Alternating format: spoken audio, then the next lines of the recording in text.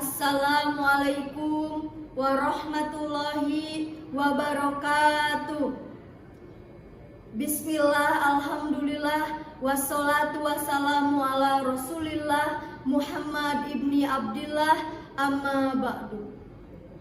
Bismillahirrahmanirrahim. Wal asri innal insana lafi huslin illal ladzina amanu wa amilus solihati wa tawasau bil haqqi wa tawasau bisabr.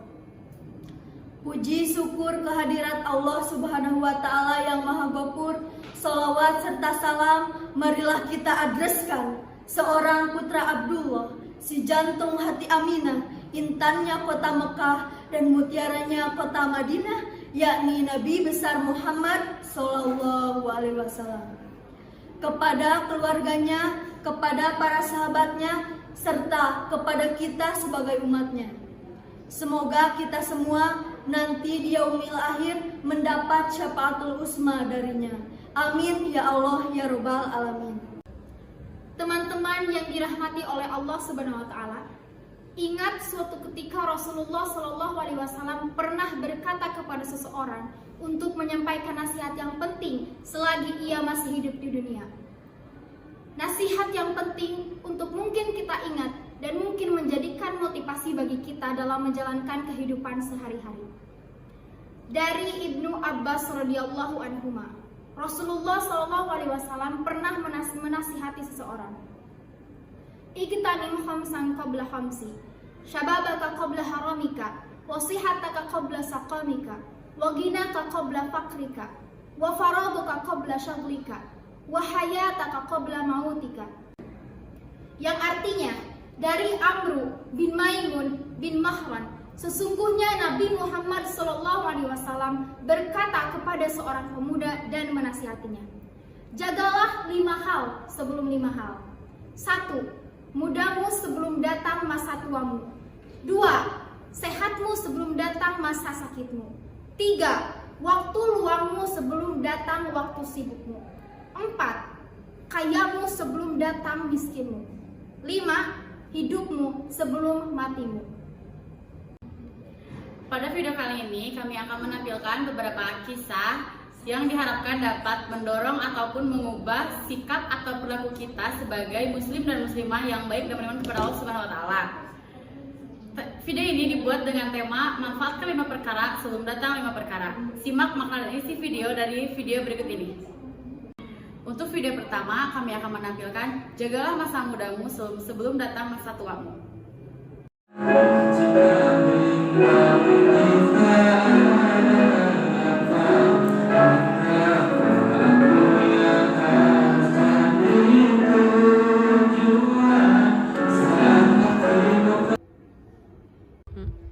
Nah teman-teman, itulah video pertama, dan apakah kita yang menontonnya dapat menyimpulkan makna ataupun inti daripada isi video tersebut?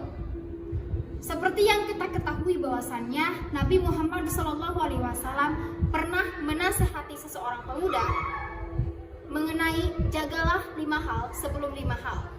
Berkaitan di antara video tersebut dengan poin pertama, yaitu jagalah masa mudamu sebelum datang masa tuamu. Yang mesti kita ketahui teman-teman, masa muda adalah masa-masa di mana usia paling produktif bagi setiap orang. Apalagi didukung dengan fisik yang masih segar bugar, yang masih sehat, otak yang masih bisa berkembang, sehingga memungkinkan kita untuk semakin produktif. Oleh karena itu, dalam masa-masa muda, marilah kita manfaatkan dengan kegiatan-kegiatan dan hal-hal yang positif. Marilah kita berjalan dalam ajaran Allah Subhanahu wa taala dan jauhilah hal-hal yang bisa menyimpang dari ajarannya. Dalam kali ini, izinkanlah saya untuk menjelaskan makna daripada video tersebut. Digambarkan dalam video tersebut ada 2 orang perempuan yang mungkin kita lihat tidak berperilaku semestinya dan menyimpang dari ajaran Allah Subhanahu wa taala. Mereka itulah orang-orang termundur, dan mereka itulah digambarkan sebagai orang-orang jahiliyah pada era modern ini. Meskipun tidak secara tersurat dituliskan dalam Al-Quran, Namun, hubungan di antara perempuan dengan perempuan ataupun laki-laki dengan laki-laki adalah merupakan sesuatu yang menyimpang. Sepatutnya kita sebagai seorang yang berpendidikan berpikir bahwasannya hal itu tidak dibenarkan dan tidak ada ajaran agama apapun di dunia ini yang membenarkan perbuatan dan tindakan tersebut. Ingat suatu ketika saat saya melihat salah satu dakwah terbesar di dunia dan salah satu pagelaran termegah di dunia saat ini, yaitu adalah opening ceremony Piala Dunia Qatar 2022 yang berlangsung beberapa waktu yang lalu, di mana di sana tampil seorang pemuda yang Allah turunkan kecacatan kepadanya, sehingga menyebabkan ia untuk berjalan hanya dengan menggunakan jari jemarinya dan juga lengan-lengannya. Ia adalah seorang pemuda berusia 20 tahun yang bernama Ghanim Al-Muftah. Kala itu, dia membacakan salah satu ayat Al-Quran yang indah, yang berbunyi, Bismillahirrahmanirrahim. Ya ayyuhan nasu inna khalaqnakum min dzakarin wa unsa wa ja'alnakum syu'uban wa qabaila ta'arafu. Inna akramakum indallahi atqakum. Innallaha alimun khabir. Yang artinya, wahai manusia, sungguh kami telah menciptakan kamu dari seorang laki-laki dan seorang perempuan. Kemudian kami jadikan kamu berbangsa-bangsa dan bersuku-suku agar kamu saling mengenal. Sungguh, orang yang paling mulia di antara kamu di sisi Allah ialah orang yang paling bertakwa. Sungguh, Allah Maha Mengetahui, Maha Teliti. Berdasarkan kandungan daripada ayat tersebut, Quran Surat Al-Hujurat ayat 13, telah pasti Allah menurunkan manusia sebagai makhluknya yang sempurna adalah untuk hidup saling berpasangan. Hidup berpasangan di antara perempuan dan laki-laki, bukan malah perempuan dengan perempuan atau malah laki-laki dengan laki-laki. Nauzubillah min dzalik. Allah Subhanahu wa taala menciptakan manusia di atas perbedaan ras, suku, agar mereka saling mengenal, saling bernaung. Dapat kita simpulkan teman-teman, bahwasannya selagi kita masih muda, mari kita manfaatkan dengan kegiatan-kegiatan yang positif. Mari kita lakukan amal soleh. Mari kita beribadah kepada Allah untuk bekal kita nanti.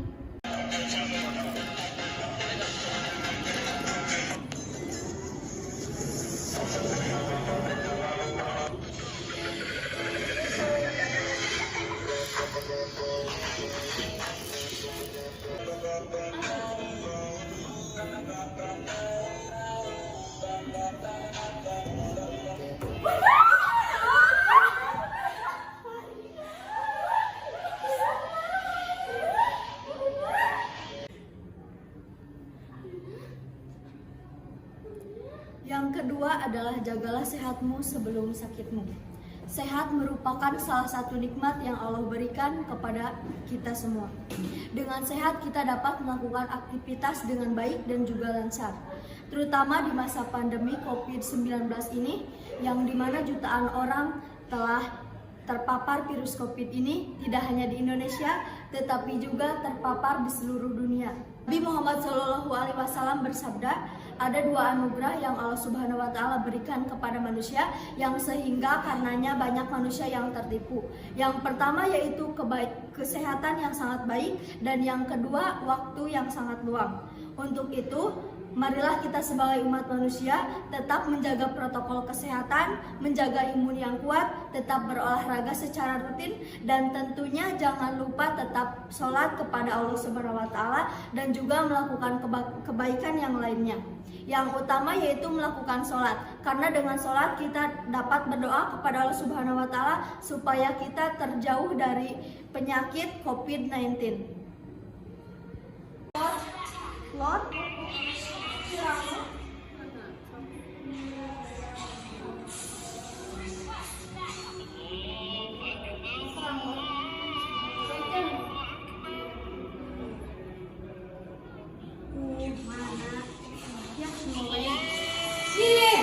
Bro, ada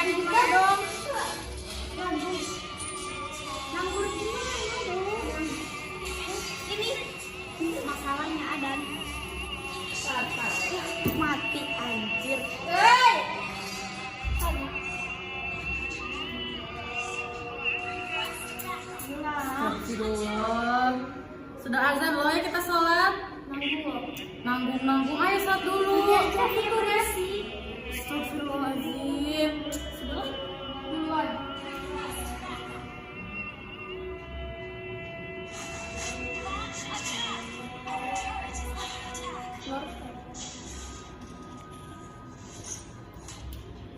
Ngetrol dulu. Kali dulu.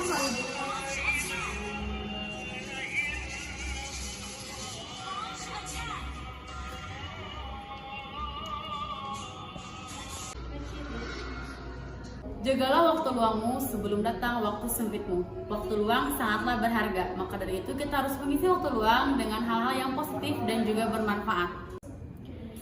Jangan sampai kita mengisi waktu luang kita dengan kesibukan yang membuat kita lupa akan beribadah kepada Allah Subhanahu wa taala. Maka dari itu, utamakan ibadah. Jangan sampai kita mengesampingkan urusan amal dan iman kita kepada Allah Subhanahu wa taala. Maka, selagi kita mempunyai waktu luang, gunakan waktu luang kita untuk melakukan aktivitas atau kegiatan yang dapat bermanfaat bagi diri kita ataupun bagi orang lain. Ingat teman-teman, amalan yang pertama kali dihisab adalah sholat kita. Oh my god, ini bagus banget. Cek teh. Lumayan. Mana lagi ya? Ini bagus. Teh, ada paket. Simpan aja. Teh, ada paket nih. Simpan aja lah di sana. Teh, ini ada paket lagi. Simpan aja, kan udah biasa. Oh ya udah.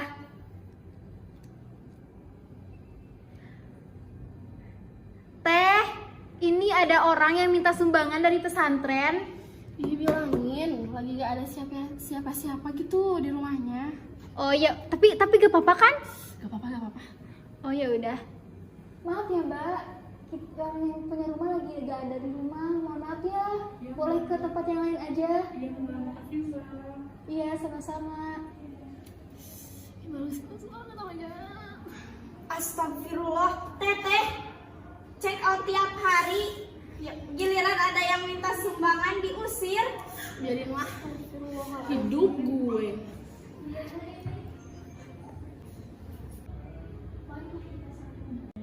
Jagalah kayamu sebelum miskinmu. Ketika Allah Subhanahu wa taala menitipkan nikmat berupa harta yang melimpah, jangan lupa di situ ada harta milik orang lain juga. Oleh karena itu, sebagai tanda rasa syukur kita, jangan lupa untuk bersedekah. Karena sekecil apapun kita bersedekah, itu akan sangat bermanfaat bagi yang menerimanya. Ingat, bersedekah tidak akan menjadikan kita menjadi jatuh miskin atau menjadi merasa rugi. Karena sedekah bisa membawakan amal bagi kita untuk di akhirat kelak. Kematian merupakan salah satu takdir dari Allah Subhanahu wa taala yang kita sebagai umat manusia tidak dapat menyangkal dan tidak dapat tersangka-sangka. Kematian ada juga yang terjadi dikarenakan sakit, ada juga yang terjadi tanpa adanya tanda-tanda sakit, ada juga yang terjadi karena usianya yang rentan tua, dan ada juga yang usianya yang rentan belia. Kita sebagai umat manusia tidak bisa menyangkalnya karena hanya Allah Subhanahu wa taala yang dapat menghendakinya. Oleh karena itu teman-teman, selagi kita masih diberikan kesempatan hidup di dunia ini, marilah kita perbanyak amalan-amalan, ibadah-ibadah untuk menjadi laporan dan bekal kita ketika kita menghadap Allah di yaumul akhir nanti. Termasuk untuk mengamalkan 4 perkara yang telah dijelaskan sebelumnya. Jauhilah hal-hal yang memang mesti harus kita jauhi. Hindarilah hal-hal yang dapat menjerumuskan kita kepada pergaulan-pergaulan seperti halnya LGBT, sifat takabur, lalu boros dalam menghambur-hamburkan uang selain dari hal-hal yang bermanfaat.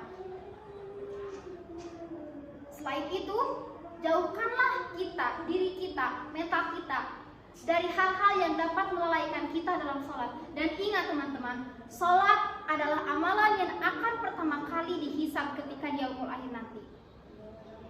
Berbagilah, mudahkanlah diri kita, hati kita dalam berbagi dan bersedekah dengan sesama. Karena dengan sedekah, ketika kita meninggal nanti, sedekah akan menjadi amalan yang tidak akan terputus pahalanya. Dan yang terakhir adalah, jagalah kesehatan diri kita, mental kita, hati kita. Seperti firman Allah Subhanahu wa taala dalam Quran surat Al-Baqarah ayat 195. Bismillahirrahmanirrahim.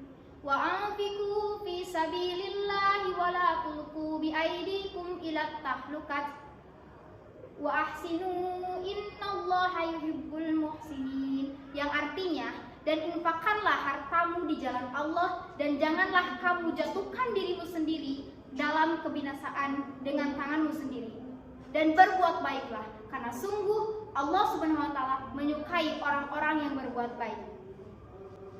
Teman-teman, orang yang tidak menjaga kesehatan dirinya, mentalnya ataupun hatinya, termasuk kepada orang-orang dalam golongan orang yang menjatuhkan dirinya sendiri ke dalam kebinasaan, karena mereka ini tidak merawat apapun, hal apapun yang diberikan, yang diturunkan oleh Allah kepadanya. Cukup sekian cuplikan video dan makna dari kami.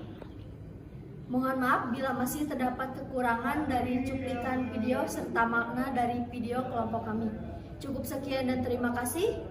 Wassalamualaikum warahmatullahi wabarakatuh.